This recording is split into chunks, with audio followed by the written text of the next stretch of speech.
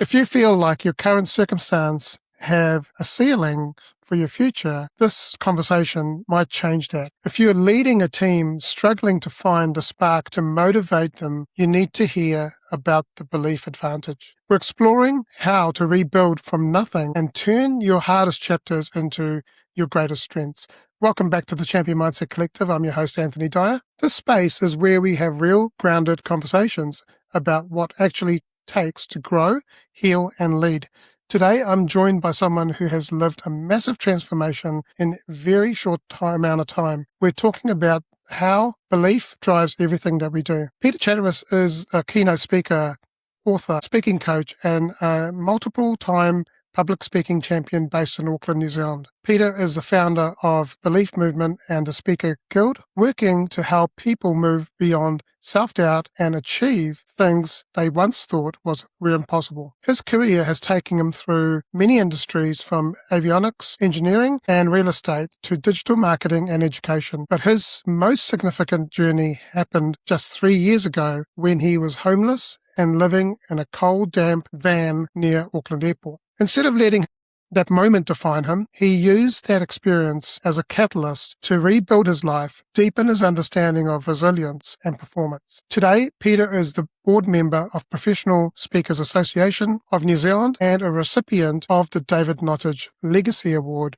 for excellence in his field. He has authored several books, including The Butterfly Phenomenon and Speech by Design, and he now shares his insights on leadership and communication with audiences internationally. Peter, it's great to have you on the Champion Mindset Collective. Welcome. Thanks, Anthony. That was a great introduction. Well done. Thank you. Peter, tell us about your journey in life from childhood to now. How did you get here? Hang on, we've only got 3/4 now, haven't we? Yeah, I was born very young, actually, and popped out of the womb. And I was adopted, so never met my mother, actually. When I left school, I did avionics because I thought it was a nerdy thing to do at the time, but along came music in the late 70s, all the punk rock bands, like the Pistols and the Ramones and all those sort of bands. And I thought, I can play something. So I took up drums and went into being a professional drummer. Took off for Australia because I thought everything was bigger over there and brighter. Did some music over there, got involved with antiques for a while, got married the first time. And my wife came back one time in the late 80s and she said, "Pete, would you restore this chair?" And I went, okay. So I bought a book on how to restore. And 3 years later, I'd written a qualification for it. I had 8 people working for me at a radio show, TV show. Somehow I managed to swing it. A tragedy happened in the 90s, came back here, learned IT. I set up a computer business. My second client said, "You're a drummer, can you teach?" And I go, "Yeah, okay." So 18 years of music education later, I decided to take up real estate. This is a short version, by the way, right? Mm-hmm. And then it came to a crisis, and I was very lucky to survive a suicide attempt. And that's when things went quite sour, and I ended up homeless. Yeah. Well, you've had quite a diverse range of skills and things that you've done. Only a few of them, yeah. Talk about radio. Yeah, tell us more, because we have about an hour to an hour and a half. So, go. Well, I think the big thing is that whatever I've done, I've just gone hollis bolus into it. I remember I started a lawn mowing business actually in the late 80s to get money to start the antique business, and I didn't have a lawnmower, so I thought, what can I do? So I dropped some letters into neighbours' letterboxes, and I said, "Look, I'll tell you what, I'll use your lawnmower and charge half the price as somebody who's using their lawnmower." That was liked, so I got enough work. And then I started to see all these bits of furniture under the houses of these elderly people, and I thought, that's cool. So I started to mow lawns, take the furniture, bought more books on how to restore, and then kind of made my own waxes. They started to sell internationally. It sort of all happened. Yeah, it was quite a time, really. Someone heard me speak at a home show, a guy called Alan Carter, who owned an international magazine, Carter's. He said, "Can you write as good as you speak?" And I said, "Yeah." So I did. So I wrote columns for an international magazine. It was only 4 years, I think, after I read the book on how to restore. And then a radio picked me up, a guy called Paul Lynham from 4QR over there. picked me up and said, "Could you do radio talkback?" And I said, "Yeah," and I did. Now, Paul, actually, an interesting guy, Paul. He was one of the original Radio Hauraki pirates and the one that the Turi was sinking there. He was one of... Yeah, so, I mean, that's been typical of what I've been through. Music education I really enjoyed. It was good. I did 9 albums of students' work, probably, 300 or 400 songs. Did some of my own stuff. Yeah. Cool. But wow. Mental health can affect anybody. Yeah, and 100%. Yeah, 100%. and it affected me through tragedy in the 90s. Mm. And we're going to be very careful with that. Yeah, I was there when I was 15. I tried to end it myself. I was in a very dark, down space, and fortunately I was able to get myself out of it very quickly. Yeah. Always had the ability to bounce forward instead of staying stuck. Yeah. I think with us blokes, we do internalise it often. And in our country, New Zealand, at least 3 times as many men die from suicide than women. And it's not spoken about. We're meant to be the big tough Kiwis, and in actual fact, we need to be the big tough Kiwis, and tough means talking. Yeah, absolutely. Now, Peter, take us back to the living in a van near Auckland Airport just 3 years ago. It's such a contrast to where you are today. When you look back at that time, how did that environment affect what you believed was possible in your life? It's a good question. I was actually living in a flat in a place called St. Heliers, which is quite a nice area, and I'd rented it from my ex. I'd lost everything in a bad business decision in 2015, and she asked me to get out, and she said, "I'll get a court order," and I went, "Well, hang on, I'm paying rent." Rang the police, and they said they couldn't get me out. They couldn't do anything because I was renting. Well, a week later, police came and said I had 5 minutes to get out, and I collapsed. Was found, taken to hospital. Spent the next night in my car. Somebody found out about my plight. I was taken to a hotel for 3 nights and then ended up in the Caravan. And the Caravan, when I first got there, didn't have running water or anything. The main house was pretty dilapidated, and it was in the backyard, which has a lot of junk in it. But I do thank that person for letting me have it. When I got there, I remember the first night, it was so cold that I slept underneath the mattress because, I didn't have any real bedding. I had lots of clothes. And so I actually laid underneath the mattress and scratched all my back. I guess at that point, and I've got a video of me saying this actually, I don't know why I had to go through it, and I'm not sure if I deserved it, but sure as hell, I'm going to make something from it, and I'm going to use that to help other people. And I was absolutely determined to do that. Nothing was going to stop me. I had these wild dreams. It's like I made vision boards. You can see some of them here. I've got other ones lying around. I printed out goals, which were really crazy, For example, this one says, I want passive income, travel, St. Heliers views, home, financial security. The craziest one of all was I wanted a loving relationship. Well, I had nothing, but I believed that these dreams could be achieved because I knew the process was right. Even though I didn't believe that they would actually come true, I knew if I followed a process, then I might start to believe, which is exactly what I did. And I hung these dreams, these printed dreams all around the Caravan. So everywhere I looked, these dreams were in the Caravan. I had my phone, so I recorded them on my phone, and I listened to them on my headpieces every night when I went to sleep. So I was immersed in these dreams. I got Flight Radar 24 on my phone. I would look across the airport, and if a plane was taking off, I'd follow it. So say it was going to Singapore, I would follow that plane in 3D view on my phone until it got to Singapore, and I would have a recording of jet engines in the background to simulate me lying down in first class in a plane. When it got to Singapore or wherever it was going, I went on Google Street View, and I would pretend to be driving through the streets to a hotel. And when I got to the hotel, I'd have pictures of the hotel and imagine that I was in that hotel.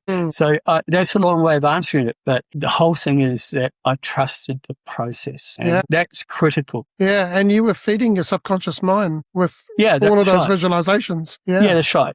Yeah, that's right. Because so often what we do is we have these wild dreams, but we really never believe that they're going to become true.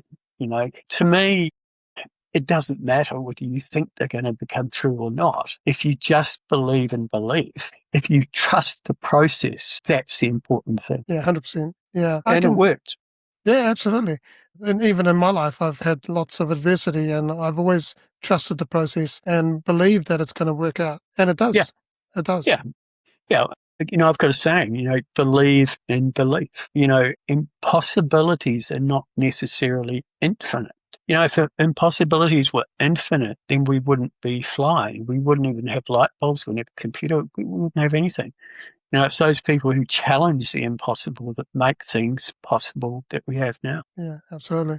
So how long were you in that environment for? I was in that caravan until about a year and 1 month ago. So I met a lovely woman when I was in the caravan. A bit of a story I'll take you through, but I was competing for the district table topics final, which is impromptu speaking. And district is kind of like national, I guess is the best way of putting it. And I was invited to speak at the Northern Club in town, which is one of the most prestigious clubs there is. And I just met this lady. And so she said, "Oh, come along." And I said, "Oh, crikey." I came from the caravan. I had an old suit that was ripped in the liner, and you had to wear a suit and tie, right? So I had an old tie and an old shirt and an old motorcycle. I went in there. I had a spray, spray water spray, which I got off the motorcycle, quickly down my motorcycle gear, put these old pants on and sprayed everything and stayed an hour shivering like this, but it was able to then drop out. So I spoke there and I did a prepared speech in table topics. And a lady came up to me afterwards and she said, "Have you thought about being professional?" And I went, "Yeah." And then the lady I just met, different, that she said, "You know what? I believe in you." And to me, that was really powerful. So that was the start of the journey. We got together professionally. I got together with Monique Bradley, who was urging me to go professional, and Rosie. Well, 2 years later, we're together, we're living together, and we're getting married. So, yeah. By the way, Monique and I were partners previously. So yeah, that's interesting. Yeah. I believe in you. What was going through your mind at the time? Well, I realised that for most of my life, even though I'd achieved things, that I really didn't believe in myself. There's that old imposter syndrome, which incidentally can be used for good too. But I had severe imposter syndrome. I achieved a lot, professional musician, restorer, whatever. I achieved a lot. In real estate, we did pretty well too. But I never really believed it was anything but luck. And when somebody I was falling in love with said, "Hey, listen, I believe in you." And when Monique said to me, "You should be professional," I really started to believe in myself. So every day there was this old mirror in there.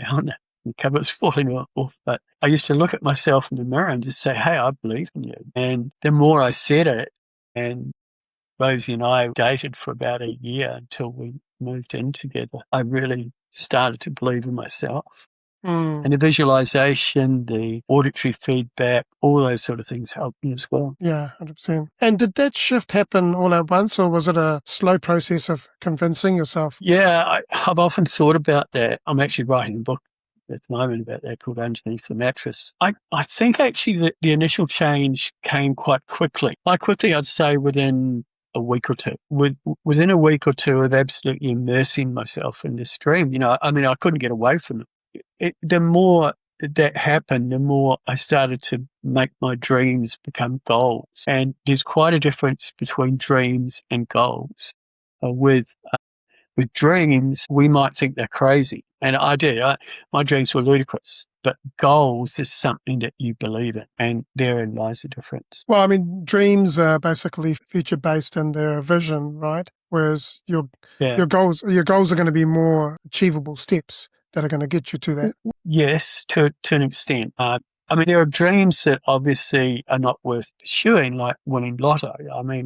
We could have a dream of that, but it's not going to become a goal. But for example, my craziest dream, apart from meeting the woman of my dreams, was to be a professional speaker and travel. Well, I had nothing. How the heck was that going to happen? But the more I dreamed, the more it became a vision inside my mind. And see, dreams, the word dreams, and I can pass this on to to your viewers. DREAMS is that acronym. So it's D is for design, R is for record, E is for engage, A is for articulate, always articulate your dreams, manifest your dreams, and sustain them. Have you heard that one before? I think you might have, in the conversation, you might have explained it to me. Yeah.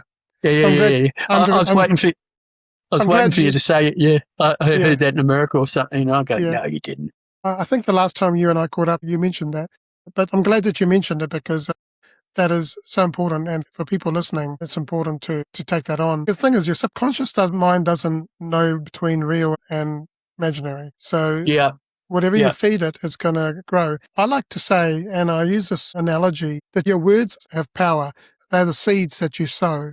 Your nervous system, which goes right through your body, is the soil. And whatever you're sowing is going to grow. And the question is, what are you sowing into your life, into yourself? Yeah. And most people think that it's external stuff that we need to focus on, but no, it's internally. Everything you desire is internal. And what you're doing is you're dreaming, you're visualizing, you're saying it out. So your subconscious mind is believing all of that and going, yes. So then it goes hell for leather trying to work on making it happen. And so, so there's an interesting thing about imposter syndrome. Most of the time we talk about imposter syndrome as being a bad thing. But in a sense, we can use that same power of imposter syndrome to create good. Like, when I was in the Caravan, having sounds of jet aircraft and going through the streets is rather an imposter's kind of life, isn't it? Because it wasn't true. So the same power that can put us down and create havoc in our mind can also create good and create positive things. So even though imposter syndrome is always talked about in a negative way, I think we can use the same process as we've been telling ourselves negative things to actually tell ourselves positive. Yeah. I also like this analogy that I talk about. Is a battery has a negative charge and a positive charge. It doesn't mean that half the battery is bad. It's just the opposite of that, right? Yeah. Without the negative and the positive, the battery wouldn't work. So you've got to take those negatives, which are just giving you information, and you've got to turn them into a positive experience. Yeah, totally. The best thing, people say, what was it like going through what I went through? I said it's the best thing that ever happened in my life, because at the time, obviously, it was terrible. There were rats that would come into the Caravan. Nobody would want that. Yeah. However, to have to start again is sometimes the best thing. Yeah. For you, was it like some sort of spiritual awakening or something? Was it something that you realized that you had to let go of some things in your life and you had to change for the future? Yeah, in a way. When you mention spiritual, I am a Christian, but I'm not one of these people who says, I'm right, everybody else is wrong. I have a strong faith. I don't go to church anymore. So I prayed. And for me, that was important. I think for me, our minds are so powerful that we actually don't know how powerful they are. Some people say that we only use, 10% of our minds. I know some people that don't use that much, but anyway. Well, 95% is subconscious, so yeah. Well, yeah, I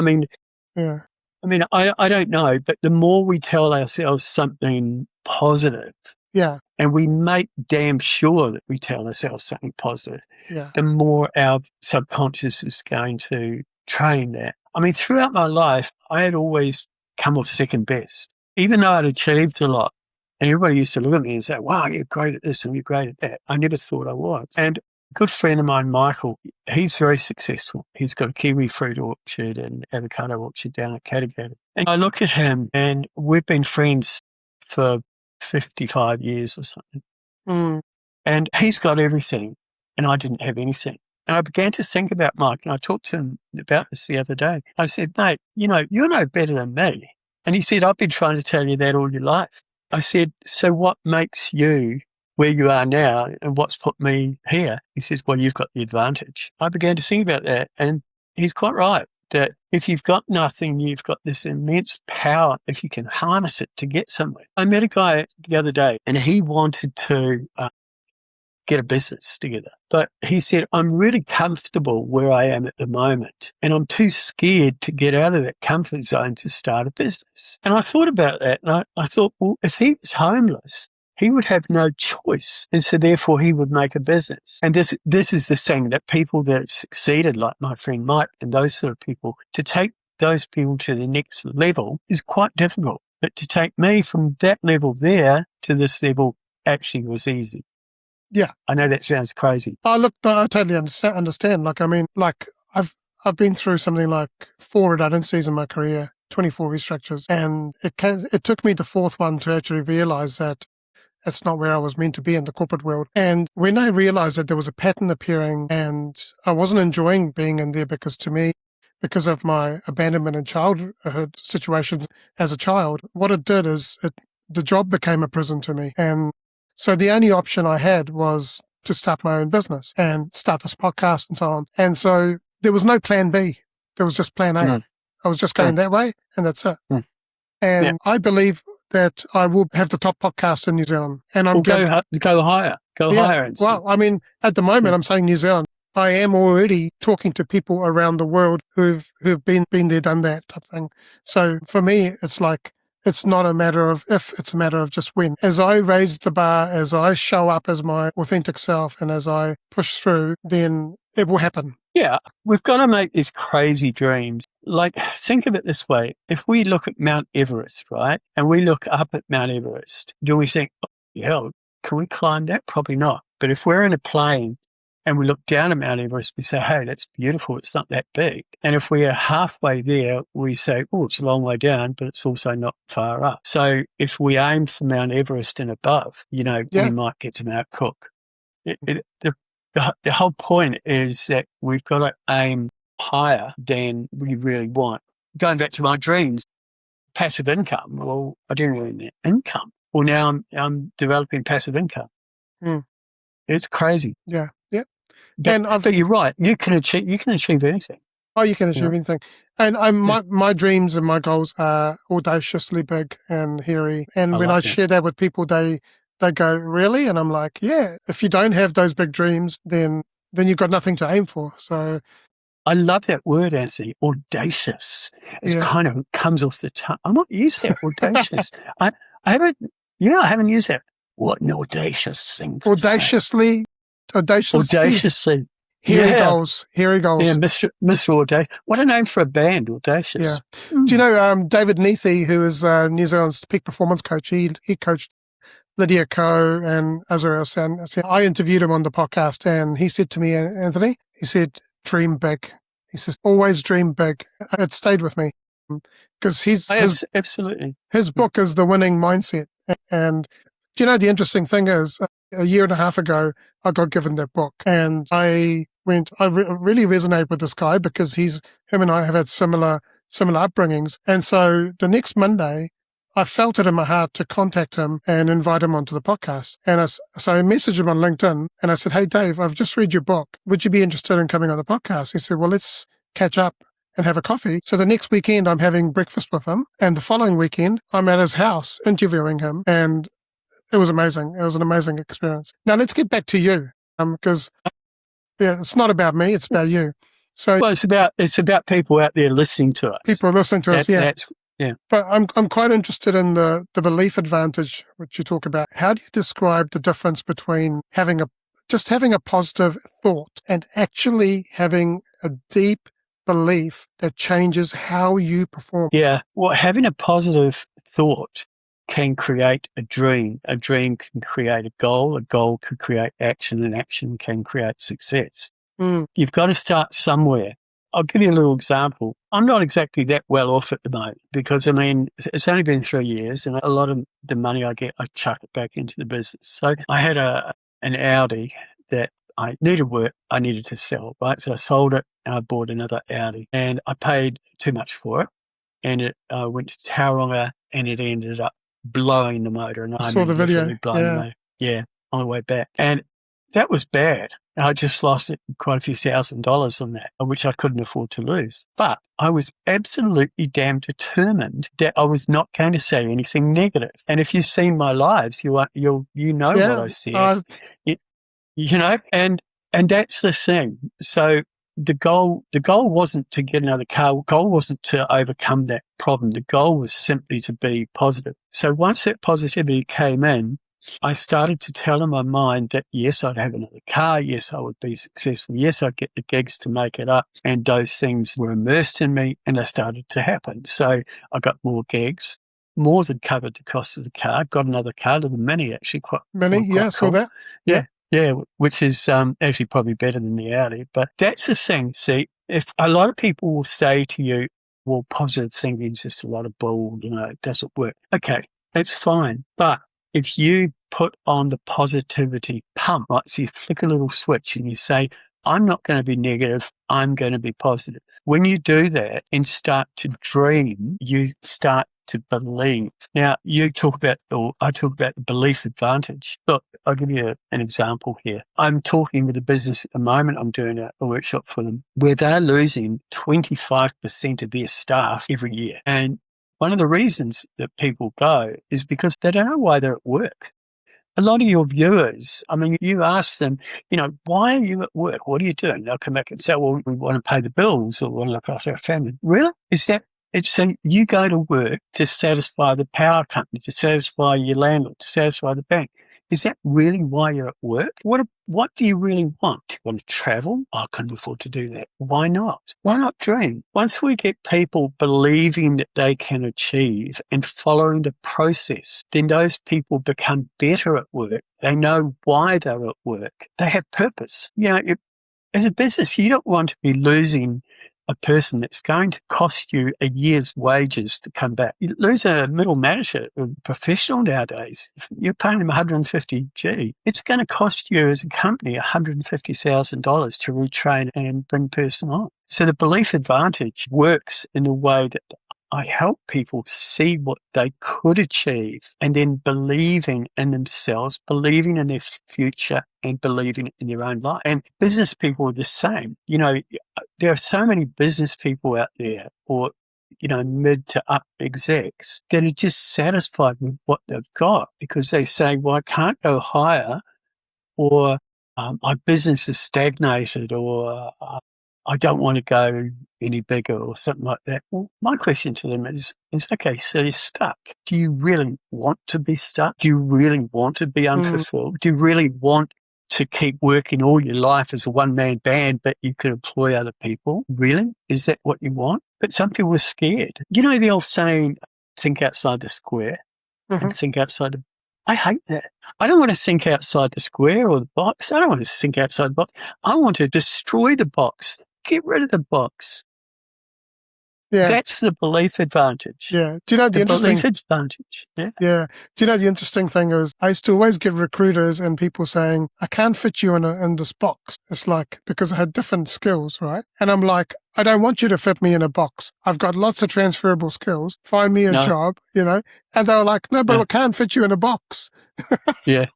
Yeah. I mean, look, could you imagine me in a box like that? That's got nice microphones in it, so I won't toss it over, but you get the point. I mean, why do it? You think about the universe. Now, I'm getting really philosophical here, right? See some of these things on Facebook. How big is the Earth? How big is our Milky Way? How big is it?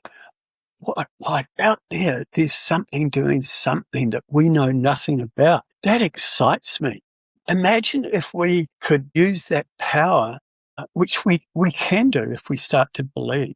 Some people call it a religious experience, but it doesn't have to be. For some, including myself, it has a spiritual value. But, people, there's a couple of things. I think a lot of people that are stagnated, so business people, employees, they're stagnated where they are. So they're kind of got this, they go to work, they come home, they pay the mortgage. If they pay it off a bit faster, they're going to pay it off 7 years, But because they're like that and they're comfortable, they're scared to step out, But here's where dreams come in, and dreams are free. So that's really cheap, right?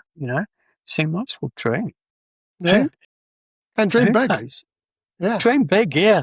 If you're a homeowner with 3-bedroom home and wherever, and you want a 5-bedroom home in the beach or something, why not dream of it? Do you know one of my dreams is to have an organization where people who have gone through abandonment and rejection in their life can come and heal. Have you written that down? Yes, I have. And How many times did you read it today? I haven't read it today, but it's always in the back of the mind. And also, it's not just, this podcast is just a front part of it.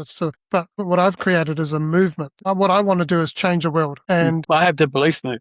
yeah. But, hey, Anthony, you're dodging the question here, my friend. Okay. Because I said to you, how many times have you read it today? Well, I haven't read it today. Right. Okay. Yeah. So Yeah. here's a challenge to you. Yeah. Tomorrow and from tomorrow on, read it at least 3 times a day. Yeah, 100%. I'll do that. No? Yeah, absolutely. Yeah. It's like things happen. We've talked about this earlier on in the interview, things happen when you start to believe. Yeah. Yeah. And we can have dreams. We believe in them. We make them goals. We figure out a plan. We achieve them. And that's the way we do it. Yeah, exactly. Yeah. The whole foundation of this podcast or this movement is be the change in the world that you want to see. And also, I can change my world, you can change your world, but together we can change the world together. And that's why it's called I love that. It's called the collective, is because collectively, as a collective consciousness, we can change the world. Oh, absolutely. So, and the world can change in a flick of a finger. 100%. You can be the catalyst of change. You ever look at, people that have changed the world just with a few words, Martin Luther King springs to mind first, I have a dream. Yeah. Did you know that speech was largely impromptu? Yeah. Yeah. Yeah. Now, talking about changing the world, the whole leadership side of things is a bit of a mess, right? It's here in New Zealand, but also around the world as well. And I've been talking to a lot of people about leadership lately. So for a lot of leaders and managers, they struggle to motivate their teams, especially when things get uncertain. From your experience, how can a leader help their staff change what they believe about their own potential? You've just been talking about 25% of this business that's losing staff. So, but based on your perception, how can a leader start to change what they believe about their own potential? Well, you've asked me a couple of questions there. First, when you asked me, you used a word that I can't stand, and that's motivate. You said that how can a leader motivate the staff? They can't.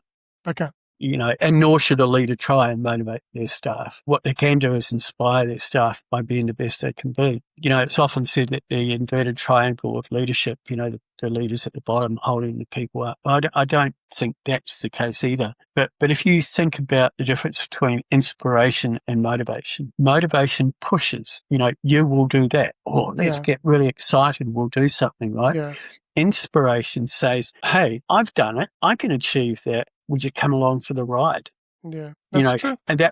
And that's the key. A leader has to understand their own motivation, for want of a better word, or their own way of doing things, and then find out what their people and their team want. Mm. A good example of that was I used to sell door to door. I left that out of the thing, and I quickly figured out that the more doors I knocked on, the more I'd sell. So I did. And I became a sales manager pretty quickly, actually. It took me a couple of months to do that. Anyway, the guy who owned the company, he was very smart. And instead of offering, he used to offer dollars as incentives, right? And everyone would go, I want to earn $1,000 or whatever it was in those days, about 1984, I think it was. And he was talking to a guy, and he came up with this plan. He bought a TR7 Triumph, tickets to LA, and I forget what the other thing was. It could have been grand final tickets for the league over there. And all up, it was less money than what he was going to give his staff. But boy, the performance increased dramatically because he knew that a lot of people in the staff really liked cars, So this car, what he'd do is every week, the winners of the sales for that week, he would take out in the car. He would spray new car perfume around the car to make it smell really good. He would, take someone out to lunch and go through all the brochures for the holidays. He knew how to incentivize people because what he did is to inspire people to want this car, to want the trip to LA, to want the grand final tickets. So a leader has to be able to inspire people by finding out what they want and inspiring them to achieve what they want. So if a leader can show one of their staff or their team how to achieve something that they want, then they're going to be motivated. But so many sales managers will go, right, we're going to sell 5 this today. We've got to get, forget it. The old motivation thing, it just forces people away. So when you go into businesses and you're talking to businesses about leadership and inspiring and the framework that you have, what is their general attitude or behavior towards that for response? Yeah. Well, recently I did a workshop for quite a large business, very large actually, household name. And in the audience was a bit of a mixture from older, almost retired. In fact, I think one guy was retiring, right through to new graduates. And it was really interesting because when I first walked in, the old fellas thought they knew everything. Who was this guy who was homeless, who, coming and telling. But by the end of it, they understood, because what they understood was that the old ones, a lot of them had just sort of given up. They'd go into retirement or walk away. They weren't excited about what they did. So the young ones coming up they were excited. So the whole mindset of that audience needs to be that they can achieve what they want to achieve. And fortunately, a lot of young people now, we can put down our universities and our education system or whatever, but we're seeing a lot of young people with real determination and inward motivation now. And I think a lot of people in my generation have lost that. We don't want to learn anything new. So the message that I carry to business is that leaders need to find out what their staff want and then inspire them to get it. And it might sound airy-fairy, but actually the whole presentation I give revolves around that belief system and how people can start to believe that they're at work for a reason. Yeah. And that's not only to fulfill a company goals. Yeah. Could you, at a high level, sort of explain what that framework is that you talk about? Yeah, well, so it's the DREAMS framework. We talk about a few things, but one of the things that I really like when we're dreaming is a thing called lateral thinking. Lateral thinking, for example, is if I said to you, and I'll test you out on this, right? Give me 10 ways of going to Australia. Now, go. What are 10 ways? Quick. 10 ways flying? 10 ways. Flying. 2. What? Number boat, 2? Boat. Boat. 3. What's 3? Come on. Okay, come on. What's 3? Well, one day I'll be able to swim. What about swimming? Swim? Yeah. I can't swim, but one day I'll be able to teleport. Okay, teleport. Okay, cool. What helicopter? Helicopter. Yeah. Good. Okay, now you're thinking, right? Yeah. See. The point is that as we grow older, our jet ski. Well, why not? Yeah, you just might need some extra petrol. That's all. This is a thing that if we exercise our mind and we allow ourselves to be creative and we can create our dreams. I had to be incredibly creative to put passive income in travel.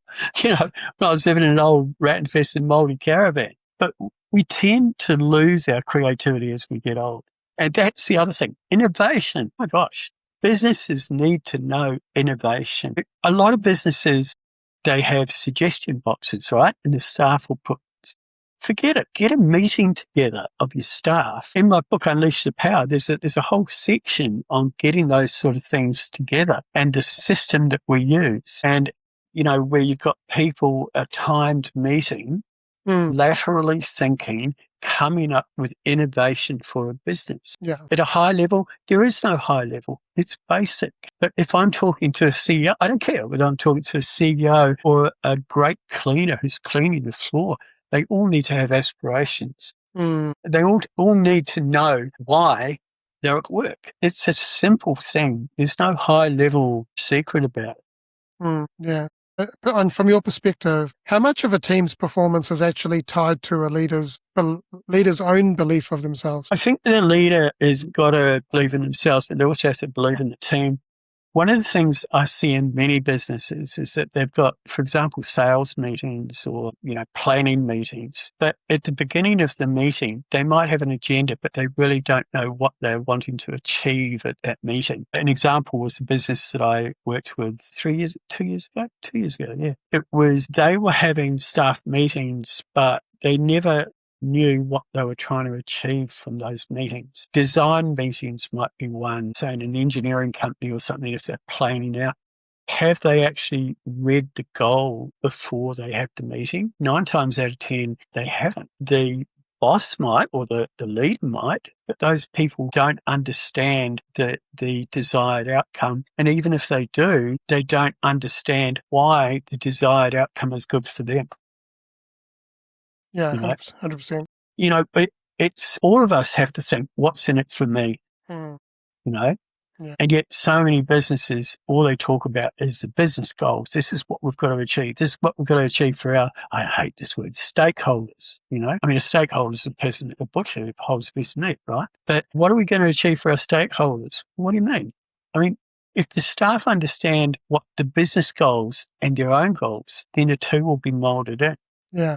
And that's where it's the key. So I've got a story that I can share. When I was working at Auckland Transport back in 2020 to 2023, I was working across the business. So my job was to go and talk to the executives, the GMs, and all the way down. And I brought the work in, get it prioritized, get it ready for delivery. And the technical teams didn't understand that the work that they were doing, they didn't understand what that was going to strategically give an outcome, but also how it would help the people of Auckland, the city of Auckland. So what I had to do was to pivot a little bit, and then all of a sudden I started bringing information to them and saying, this piece of work aligns to this objective and this outcome, which is going to help Auckland City in this way. All of a sudden they were fulfilled, and they felt like they were working towards something. They had a sense of purpose, whereas before that they had no sense of purpose. It was just like they were just doing what they were told to do, right? That's true. Yeah. I worked with a business a few years ago, actually,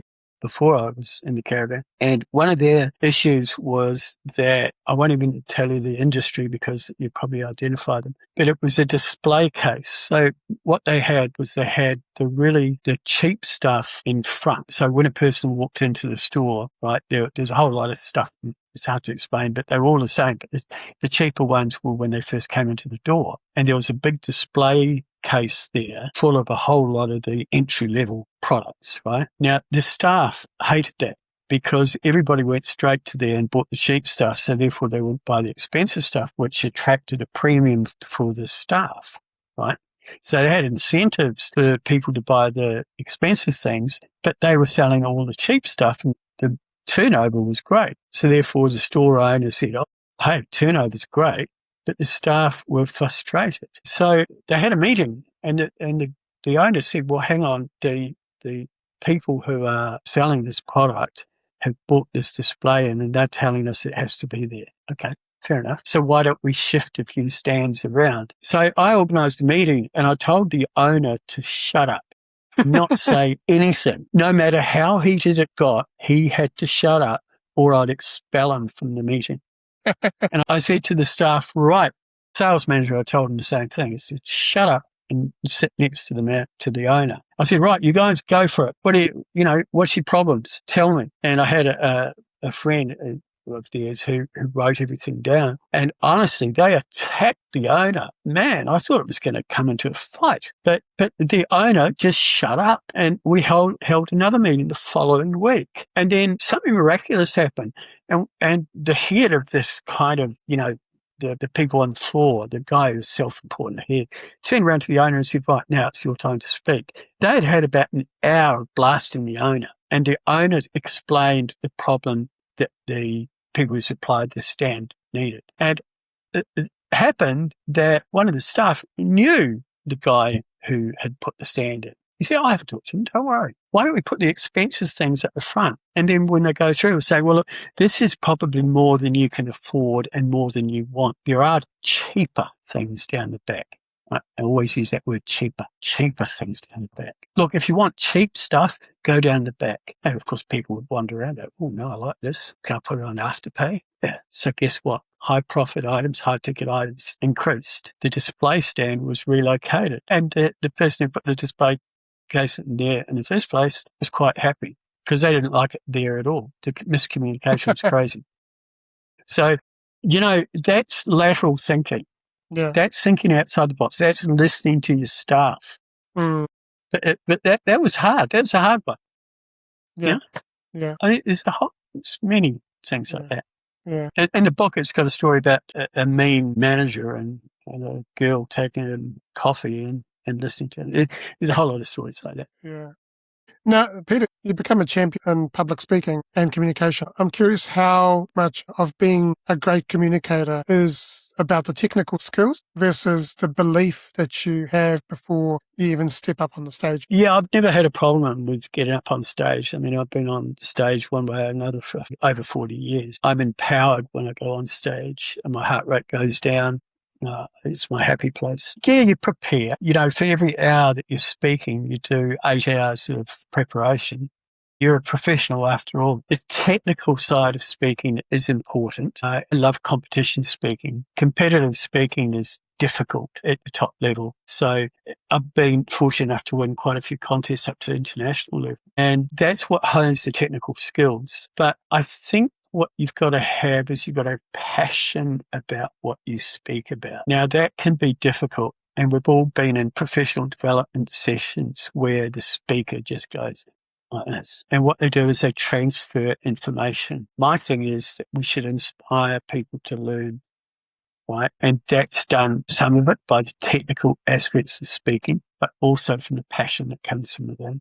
Technical aspects of speaking are things like the rule of three, 3 pillars, open body close. There's the pitch, pace, power, cause, projection.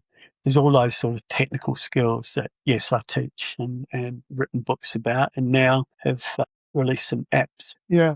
Actually, I did Toastmasters for a year and a half. And that was an eye-opener. It was really good. And one of the objectives I had was to get better on the podcast as well at presenting and so on. Like if you give me to sing, that comes easy to me, but like speaking was always a bit of a challenge. But after doing the Toastmasters, I was a lot more confident. Now, talk a bit about the apps that you've created. Yeah. Interesting you mentioned Toastmasters. I was in Toastmasters for 11 years. I've got to say it, I think Toastmasters in general have lost their way a little bit. They've made a few mistakes in recent times, and to me, their membership has gone down. Well, it has. It's gone down tremendously. I think there's still room for them, but they're losing out to private providers like myself now, who can bring a person through the public speaking world a lot faster, a lot more efficiently. So the apps, there's 3 now. There's Speech Evaluator Pro. So Speech Evaluator Pro you can upload a speech or do one live, and it will give you a complete evaluation of the speech. Now, there are a few speech apps out there around, but this one goes further. It looks at purpose. So, for example, you can put the purpose into the app, the audience size, the demographics, reason why you're speaking, and it will measure your speech against all those, as well as do all the normal things like pitch, pace, power, pause, projection, as well as filler words.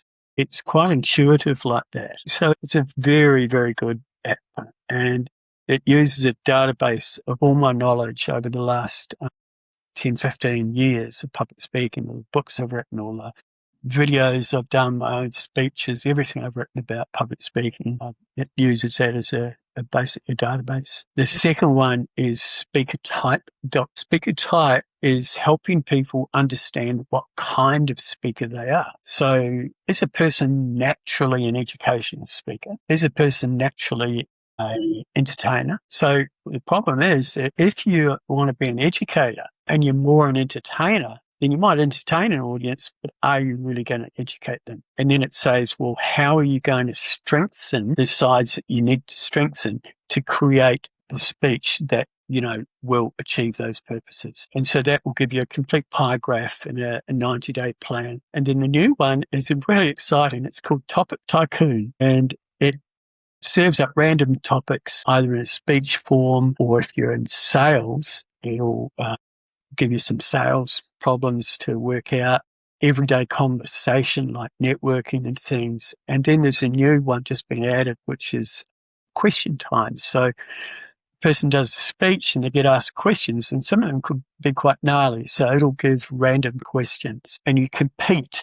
So it's a dollar earning thing where you best try it out. It's a game of public speaking, great for corporates, fantastic for corporates. If you're a Toastmaster, you should be using all three. Certainly help you in competitions. Cool. We'll in a few questions, I'll get all the information for that, and then we'll put that in the show notes and the episode page as well. Now, what was the hardest thing for you to unlearn about communication to become a champion speaker? Unlearn? Yeah. Ooh, unlearn. Gee, that's a hard question. Unlearn. I don't think there's anything to unlearn, or I haven't unlearned. Well, maybe the triggering aspect. Like some things that you say can be triggering to people. And I think you've got to be a bit aware of that, especially when you're doing it professionally. I mean, I don't mind triggering people, and that might sound mean, but in the right way. I don't want to hurt people. I think if anything has to be unlearned, I'm not sure whether that's the right method. I think the bigger thing is, what can I learn? And I learn things every day. I study public speaking 2 hours a day. I guess the question is around, like, was there some habits or behaviors that you had previously that you had to unlearn those ones? Possibly. I mean, you refine yourself all the time. One of the things that I used to do was pace a lot on stage. So I'd go back and forth, and also purpose. So when you're on stage, it's a little tricky, right? This is worth a lot of dollars, by the way. But So say, for example, eye contact, right? You see a lot of speakers, and what they do is like this, and they'll look above the audience, right? So the better way is, say you're a person in the audience, okay? So I'm looking at you, turning my head, and then my eyes will follow. And it's just a simple little technique that you look at a person's eyes, you're turning your head, then your eyes follow. And that's something that I've learned is a real trick. The other one is pacing. So I used to go a lot from side to side. However, if you start here and you're talking and walking, it distracts the audience. So you speak, pause, walk, talk. Yeah. There are exceptions to it, but the other thing is I used to do competition speech. I'd actually write the speech first, or practice the speech, and then figure out what the purpose was.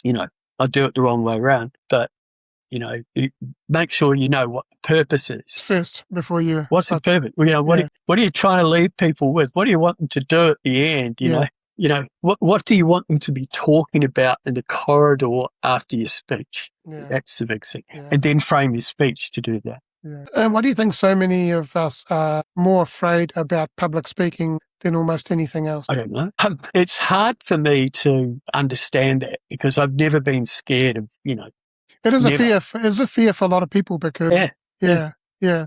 I guess they've gone through some sort of trauma or something in their life before that kind of like, I've been through trauma. I mean, I've had people burn me off stage, in the past, mainly for music, when we were a punk band, but you get that. Look, that's what I wrote Butterfly Phenomenon about, one of my books. And fear is the anticipation of something bad that will happen. So I call it dread assumption, that something is going to happen that is bad. So if you start to rationalize that and say, well, what could happen? Most people, when you're talking public speaking, they might say, well, I fear criticism. Mm-hmm. Okay, so let's look at that. Why do you fear it? What's going to do that? So I guess a lot of people fear of judgment. A fear of judgment, yeah. And they look at the eyes. I've heard that a lot. We look at the eyes and everybody's looking at us. Well, hey, guess what? If you're having a conversation with somebody and somebody's looking away all the time, you think they're rude. So, of course, they're going to be looking at you, Yeah, exactly. There's quite a few ways of overcoming that. And actually, if you get the right coaching, it isn't difficult to get rid of the fear. Everybody thinks it's all difficult, and they'll do months and months and months of courses. They'll go to Toastmasters for 10, 15, 20 years, and they're still scared of public speaking. Well, I can help you overcome that fear within a month. Yeah, when I was singing, and I've sung in front of 40,000 people, and I remember in the early days, I used to just look at the top of their head and just pretend everyone's naked. And then the fear goes away because it's like, okay, everyone's naked. I'm just looking at the top of their heads. And then as I got more and more confident, I would actually, as I was singing, look at people in the eye and eyeball them effectively. Yeah. So You just got me to thinking some of the audiences that I've spoken to naked. No, don't do it. I can't get that out of my head now. I thought you're a neat guy, man. Hang on, I've got to hypnotize myself now. Yeah. I've heard that. I don't know. Yeah. Anyway. Yeah. If you're speaking, don't pretend everyone's naked because could lose your words. No, especially if you're naked on stage, right? Okay, so your journey from the van to being an award-winning speaker is incredible. What do you think is the biggest lesson about resilience that you only could have learned by going through the season of homelessness? I actually learnt it in 2014. Mm-hmm. I did a World Vision trip to Cambodia. I'd done some work in northern Thailand too. And we went to a project where around 50% of the women died in childbirth. And of the kids that survived, half of them were dying before the age of 5. And yet people had a lot of hope. And World Vision was able to build water treatment plants and roads through the area that helped them a great deal. They never lost hope. They never lost their dream of living better. So today, that area, 180,000 people, are doing a lot better. If they'd lost hope, they would have sunk. And I think the big thing is that we can't lose hope, And people say, well, I can't help but losing hope. Well, yes, you can, because you make a choice. And even though that choice is hard, and even though you don't believe that it'll work, you need to believe in belief. So the same as I did when I was absolute rock bottom. I didn't have anything. I trusted the process. So I didn't feel as though all these things were going to come true, but I trusted the process. And I knew that if I did the process and I followed it, then one day I would believe. And if I believed in something, then I knew I could achieve it. Yeah. And it didn't take that long, like we've talked about. Yeah, 100%. That's the key. Yeah. That is the key. Yeah, that is. Yeah. What would you say to a person who feels like their current circumstances are just too heavy to move forward? Well, I'd agree with them. They're too heavy to move forward. So, if they're too heavy to move forward, what do you do with a heavy load? You put it down? You put it down. You find an easier way of moving it, right? So, if you've got a ton of scoria, of dirt on you, you can't move that by the normal method. You've got to find another way. You've got to put it in a truck and move it that way. So if your burden's too hard to move, just put it down for a sec. Pause. Right? And start to move it maybe shovel by shovel, or think of different ways that you could attack the problem. Okay. And even if you don't believe that you can attack that problem, you can't move that dirt or whatever, just understand that there will be a way. And that's where the process comes in. And that, to a lot of business owners, you talk to them about that and say, well, it's a bit hairy-fairy. And I say, well, okay, where's your written goals? I'll say, I haven't written them, or some of them say, I've written. I said, how many times have you read them today? It's like there's a process to get there. And if you follow the process, you'll get there.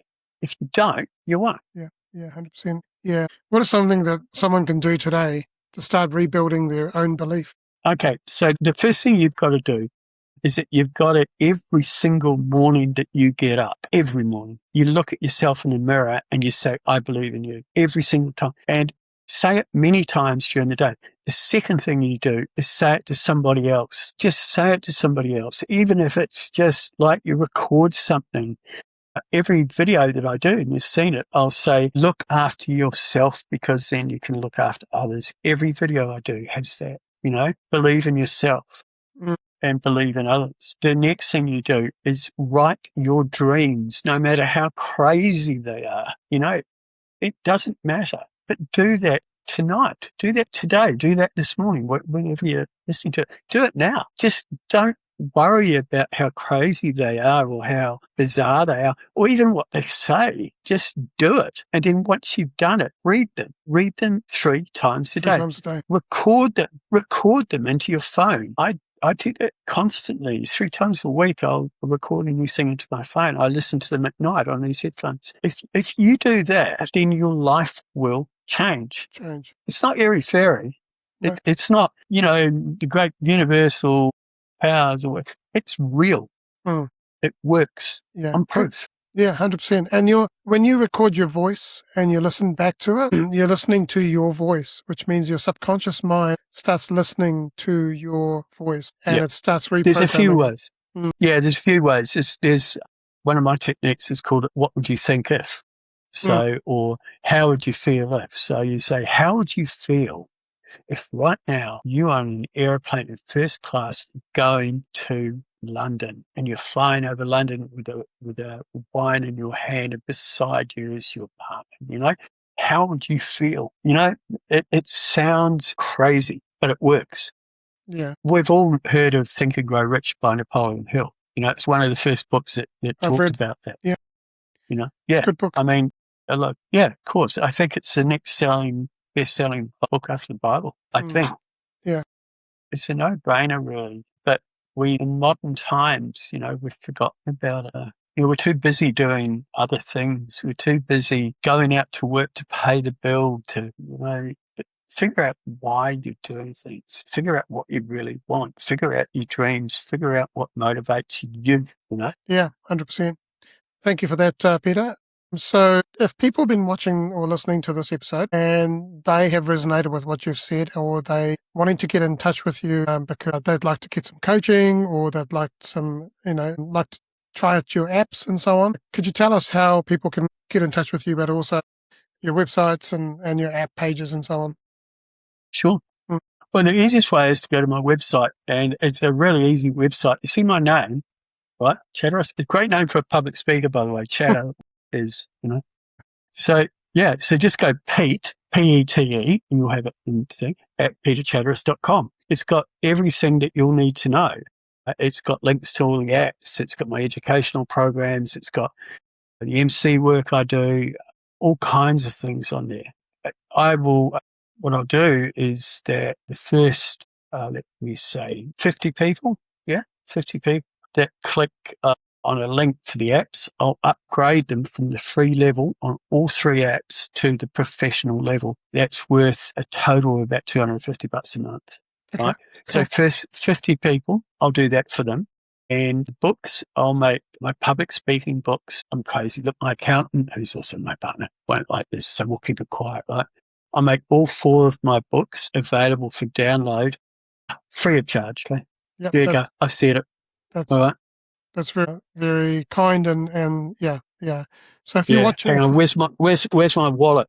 No wonder it's bloody empty. yeah, it's interesting. I was watching Daniel Priestley talking about this, and he said when he works with people, he encourages them to give 1,000 to 2,000 books away for free. And since they've been doing that, the prosperity has gone up. So thank you for that, Peter. What we'll do is I'll put those into the show notes, but also you'll get a dedicated page for this episode. We'll have your bio, your links, so we'll have the video, the article, the guide. So what happens is that this episode, people will listen to it, but they may forget some of this information. So there's an article that gets written on the page, which goes deeper into the conversation. And then there's a 3-page free downloadable practical guide that gives all the information and reflection points and practical steps on to move forward. And so the idea that I had was if someone listens to this and is able to download it, then they can start to apply these principles in their lives right now, not wait. Yeah, look.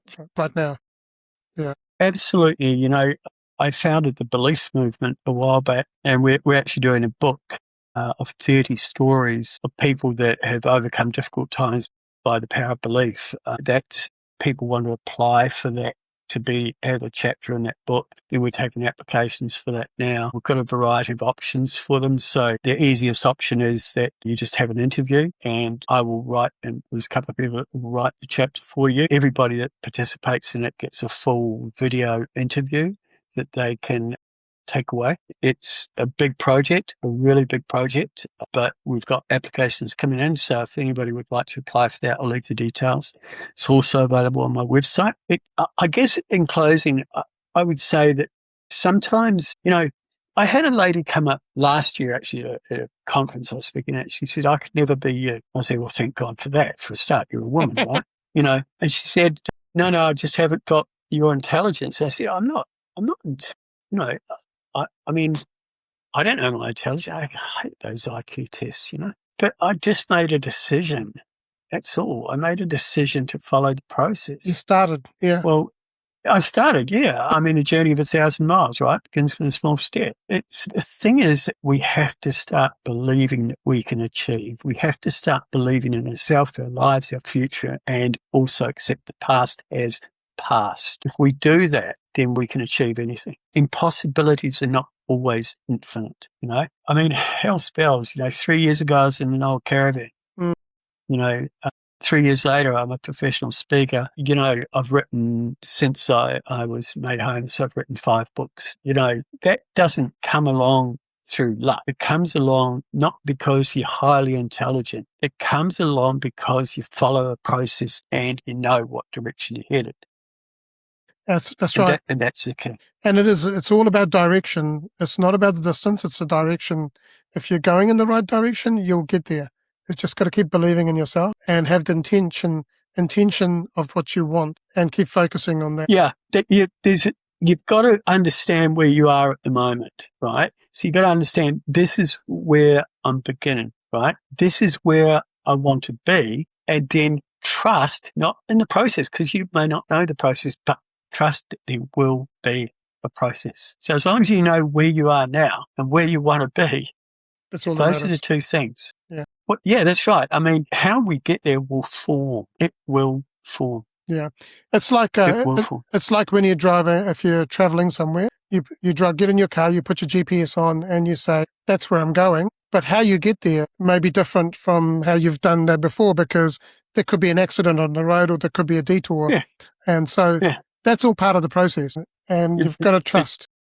Yeah. You know what, Anthony? That's why I ride motorcycles more than drive cars, because you don't worry about things. Yeah.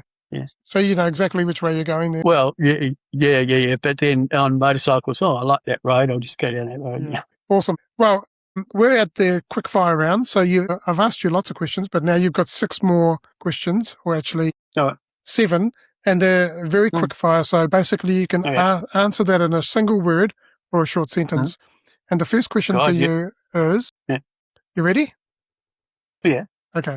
How do you define success, and has that definition evolved for you over time? Success is achieving what you've always dreamed that you could achieve. That's success. So that success is indefinable as a generalization, but success is understanding what you want and accepting that you can achieve that and then achieving it. Who's been your greatest inspiration and what? It's not a question of who, it's a question of what.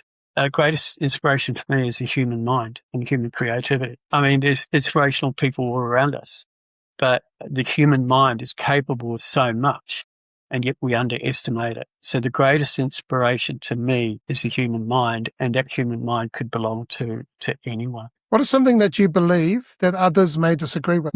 Okay. I believe that everybody is born good, right? I've heard a lot of people say that, no, that person was born bad, or they were just bad from birth. No, I believe that everybody was born good. Some people say neutral, and that our environment is what makes us so-called bad or so-called negative. And what we need to do is challenge that environment, and we do that by challenging the environment inside our head. If you could go back and give young Peter some advice, what would it be? I say, grow up. I wouldn't give him any advice because... Well, I wouldn't, because I'm happy with the person I am now. I'm really happy. I like me, right? And that's not being arrogant. I just like me, If I didn't, I wouldn't be doing what I'm doing. And if I said anything to the young Peter, then I wouldn't be who I am now. So I'm not going to give him any advice. I just say grow up. Yeah, you're the first person that said that. Most people have something to say about it. That's cool. What one message you'd like to share with the world? Believe in the power of belief and do not let that go. Yeah. You don't have to believe in something, but you need to believe in the process and understand the process and believe that belief and the power of belief is the most important thing I believe that you can do. Yeah. Believe in belief. In fact, there's a song on my website and on a YouTube channel, I'll put it on you, called I Believe in Belief, that I wrote. Yeah. Yeah. Nice. What does it mean to you to be a champion and have a champion mindset? There's a couple of things. First of all, the contests that I've won and the championship I've achieved. I love that aspect. It gives me a sense of achievement. But being a champion is actually more than that. Being a champion is going for those dreams, all right? If you're not scared to dream, right, and you continually tell yourselves these dreams and they become goals, then you are a champion. But even more than that, see, you are a champion, Anthony. Of course, And every single person watching this podcast is a world champion because they're a world champion of being themselves. Yeah. Nobody else can be you. See, you're the champion of being yourself. 100%. You got to understand it. Yeah. You got to understand it. Yeah, 100%. You know? Nobody else has got your creativity. Nobody else has got your skill set. Nobody else has got your abilities, your personality. That's worth celebrating. That's what a champion is. 100%. I agree with you 100%. Yeah. Now, I've started asking this question in the last few episodes, and it's the reason why I'm asking this because I'm collecting quotes and adding them to the website. So if every interview, I ask, what is your favorite mindset quote? I make my own quotes, right? Okay. Because I can never remember anybody else's. Tell us your favorite mindset quote. Oh, God, I've got so many. Why don't I just recite one of my poems to you, a really quick one, right? It's got a whole lot of quotes in it, so it's kind of like a quote. It's called Child, and it's about the fact that often as adults, we look back and think that we've lost our childhood innocence, right? So I wrote this in 1997. It goes, "O past child pure, your virtue shone on me. I felt a calmness that endured, and my peace was always near. So where have you gone? So why did you leave me? My feelings were way beyond the clouds I now retrieve. But in the blue sky above, we will be as one again. And in the dawning of new love, peace and harmony shall reign." Nice. Love it. Thank you. Peter, thank you so much for being so open today. And I think a lot about what you've shared is especially the idea about belief is the engine behind our performance and not just a nice thought. One thing that's really stuck with me today is that your time in the van was not just as an ending, but it was a starting point for a whole new level of communication and leadership. It's a powerful reminder for us all that our story isn't finished yet. So if you've been watching or listening to this episode and you found this helpful, I encourage you to subscribe and then also share this with someone who may need to hear it and need a bit of belief to boost their today. You can find all of Peter's links in the show notes and also his book. And you'll also be able to go to the Champion Mindset Collective hub. On the page, there'll be all that information there as well. And if you're going through a transition in your life and you're going through redundancy or anything like that, I encourage you to reach out to me. There is a course that I'm creating called the Champion Reset, and it's a weekly lesson with masterclasses. If you're really in a tight spot at the moment, reach out to me. There will be the link in the show notes as well. Thanks for listening to the Champion Mindset Collective and being part of this. Lastly, I just want to say you are loved, you are worthy, champion your life, champion your greatness, and have an amazing day. Absolutely. Thanks so much, Anthony. Fantastic. All I can say to people out there is Anthony's dead right. All right? You're not alone. You're worthy. You're worth it. And you're unique. Thank you, Peter.